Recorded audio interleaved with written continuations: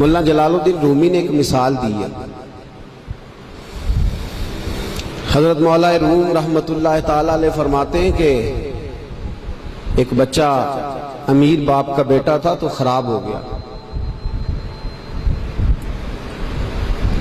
وہ غرض لڑکوں کے ساتھ پھرنے لگا، باپ کی دولت ساری ضائع کرنے لگا. والد اس کو سمجھاتا لیکن اس کی سمجھ میں بات نہ آتی. ایک دن گھر کے اندر کنواں تھا. جو امیر لوگ ہوتے تھے وہ گھروں کے اندر کنواں کھدوا لیتے تھے. کیونکہ امیر تھا تو گھر کے اندر کنواں تھا، اس کے قریب اس نے اپنی چارپائی الٹی کر کے بچھا لی. بیٹا شام کو گھر آیا تو کہنے لگا بیٹے کنگال ہو گیا، دیوالیہ نکل گیا، کوئی حال ہی نہیں. میں بڑا پریشان ہوں، شام کی دوائی کے بھی پیسے کوئی نہیں. جا کہیں سے 2 آنے لا، میں نے دوائی لینی ہے. اس نے کہا ابا جی مسئلہ ہی کوئی نہیں. دوست کے دروازے پہ دستک دی. دوست باہر آیا، کٹھے کھاتے رہتے ٹکے بٹیرے. باہر آیا، ہاں جی. اس نے کہا 2 آنے چاہیے. کوئی مسئلہ نہیں، سجن ہے تو اپنا. 2 آنے دے دیے، لا کے ابا جی کو دیے. ابا جی نے دوائی کے لیے لیے تھے، جب ہاتھ پہ آئے تو کنویں میں پھینک دیے، کنویں میں ڈال دیے. چپ کر کے چلا گیا. سویرے پھر ابا جی نے کہا بیٹے 2 آنے چاہیے، شام کو دوائی لینی ہے. کوئی مسئلہ ہی نہیں، بڑے سجن ہیں. دروازے پہ دستک دی، دوست باہر آیا، 2 آنے چاہیے، لے لو. ابا جی کو دیے، کنویں میں پھینک دیے. تیسرا دن، چوتھا دن، سجنوں کو پتا چل گیا کہ بھوکا ہو گیا ہے. خبر پہنچ گئی آج 2 آنے لے آنا ہے. انہوں نے کہا کل میرے کو بھی کھڑے سو. اب شہرت ہو گئی کہ اب اس کے پاس شے بھوکا ہے. اب دروازے بند ہونے لگے، کھڑکیاں بند. انہوں آدھے میں کار کو نہیں. اب حال جو تھا وہ خراب ہونے لگا. کوئی نہیں پوچھنے والا، پریشان ہو گیا. ابا جی نے تو 2 آنے مانگ لینے ہیں شام کو. ملا رومی رحمت اللہ تعالیٰ علیہ فرماتے ہیں شام ہوئی، صبح دن چڑھا تو اٹھا. ابے نے کہا 2 آنے. اپنے شہر میں مزدوری بھی نہیں کر سکتا تھا، سارے جانتے تھے کہ چودھری صاحب کا بیٹا ہے، شیخ صاحب کا بیٹا ہے. دوسرے شہر چلا گیا.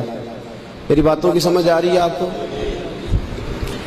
دوسرے شہر گیا، مستریوں کے ساتھ مزدوری کرنے لگ گیا. شام ہوئی تو چھالے پڑ گیا، تو پیروں تک پسینہ نکل گیا. سخت آزمائش کا شکار ہو گیا. 2 آنے کما کے لایا اور وہ آنے ہاتھ پہ رکھے تو اپنا ہاتھ بھی چھوڑتا نہیں ان پیسوں کو. ابا جی کو دیے نا جب، تو ابا جی نے پھینکے کنویں میں. تو بیٹے نے ماری چیخ. ابا جی دماغ کم کردا جے، بوڑھے ہونے کے ساتھ ساتھ سٹھیا تو نہیں گئے آپ؟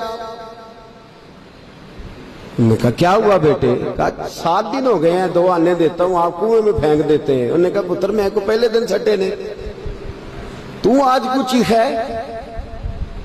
پرسوں بھی پھینکے، ترسوں بھی پھینکے. توجہ ہے مسلمانوں میری بات پر؟ اس نے کہا 7واں دن ہے تو میں نے پرسوں بھی پھینکے تھے، ترسوں بھی پھینکے تھے، اس سے پہلے بھی پھینکے تھے، تو چیخا نہیں. اس نے کہا ابا پہلے ادھار کے تھے، آج بولے نا، سارے بولے محنت کے ہیں. آج پہلے ادھار کے تھے، آج تکلیف ہوئی ہے. تڑپ گئے ملا رومی. کہنے لگے تو نماز اس لیے نہیں پڑھتا کہ تیرا مذہب مفت کا ہے. تو داڑھی کے وعدے سال بعد اس لیے کرتا ہے کہ تیرا مفت کا مذہب ہے. تو کہتا ہے پرسوں ترسوں شروع کروں گا، تیرا مفت کا مذہب ہے. ملا رومی کہنے لگے اگر تو نے قدر پوچھنی ہو تو پیسے خرچ کر مدینے جا اور جنت البقیع میں بی بی فاطمہ کی قبر پہ کھڑے ہو کے پوچھ دین کتنی قدر والا ہے. پوچھنا حضرت فاطمہ سے. اور پھر سیدہ فاطمہ تجھے بتائیں گی کہ میں 5 سال کی تھی جب سے مصطفیٰ کے وجود سے اوجڑیاں اتار رہی ہوں، اور اس دن سے لے کر اپنے حسن حسین تک میں نے کوئی شے نہیں بچائی. مسلمانوں نماز نہ چھوڑنا، یہ دین ہم نے بڑی مشکل سے حاصل کیا ہے. مسلمانوں قرآن نہ چھوڑنا، یہ دین بڑی. اور میں جا تجھے بتائیں گے وہ یہ کتنا قدر والا ہے. وما قدر اللہ کا قدر ہی. تجھے کیا پتا؟ تیرا کوئی بچہ کربلا میں شہید ہوا ہے، تجھے کیا خبر؟ تیری کوئی ماں نے پتے کھا کے گزارے کیے؟ تجھے کیا اس دین کی قدر ہو؟ تو نے کوئی تھپڑ کھائے ہیں دین کے لیے؟ تجھے کیا پتا ہو؟ تو مفت میں کہتا پرسوں رکھ لوں گا، ترسوں رکھ لوں گا، میں شروع کرتا ہوں، میں دیکھتا ہوں، میں آتا ہوں، میں بس فلاں کر، کیسے؟ یہ کیا خبر ہو؟ دین نبی دا او کی جانن، دنیا دار کمینے دین نبی دا جانن والے سو گئے وچ مدینے، کیسے قدر کا پتہ چلے؟ پوچھنا حضرت بلال سے کتنا مہنگا ہے یہ۔ حضرت عمار بن یاسر کی قبر پہ کھڑے ہو ملک شام میں جا کے، وہ تجھے بتائیں گے دین بڑا مہنگا ہے، بڑی مشکل سے لیا ہے، بڑی مار کھائی ہے۔ میری ماں سمیہ کے پیشاب والی جگہ نیزہ مار کے ابو جہل نے قتل کر دیا تھا۔ کہ پوچھ تجھے پتا چلے یہ کتنا مہنگا ہے، تجھے کیا خبر ہو اس کی قدر کیا ہے؟ اور پھر بھی تجھے سمجھ نہ آئے، پھر بھی تجھے خیال نہ آئے۔ تو مولانا رومی کہتے ہیں کبھی سیدہ ختیجۃ الکبریٰ سے پوچھنا، نبی پاک تجھے اپنا درد نہیں بتائیں گے، ختیجۃ الکبریٰ بتائیں گے کہ ساری رات رسول رحمت جا کے کہتے تھے یا اللہ میری جھولی پھیل گئی ہے، میری قوم کو ہدایت کا نور دے دے۔ رات روتے گزر جاتی تھی، دن پتھر کھاتے گزر جاتا تھا۔ مفت کا دین آیا، کر لیتے ہیں، سوچ لیتے ہیں، سمجھ لیتے ہیں۔ دماغ انگریزی، ذہن انگریزی، لباس انگریزی، چہرہ انگریزی، اٹھنا بیٹھنا انگریزی، طرز حیات انگریزی۔ یہ مسلمان ہیں جنہیں دیکھ کے شرمائے یہود، سویرے موٹر سائیکل پہ بٹھا کے جاتے ہیں سکول چھوڑنے بیٹے کو، اور ادھار پیسے لے کے فیس جمع کراتے ہیں۔ لیکن قاری صاحب کے پاس بچے کا مخارج ٹھیک ہوئے ہیں کہ نہیں، اس کی کوئی فکر نہیں کسی کو۔